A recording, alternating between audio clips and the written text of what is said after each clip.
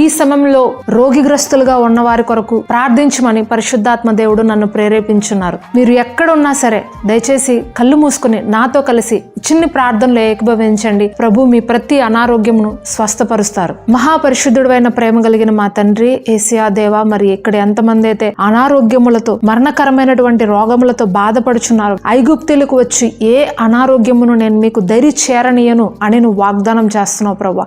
నిన్ను స్వస్థపరిచి యెహోవాను నేనే అని వాగ్దానం చేస్తున్నావు తండ్రి. మరి ఇక్కడ ఎవరైతే అనారోగ్యములతో గత సంవత్సరాలుగా బాధపడుచున్నారో నా తండ్రి, నీ ప్రియబిడ్డలందరినీ నజరేడైన యేసు నామంలో స్వస్థపరచుచున్నాం తండ్రి.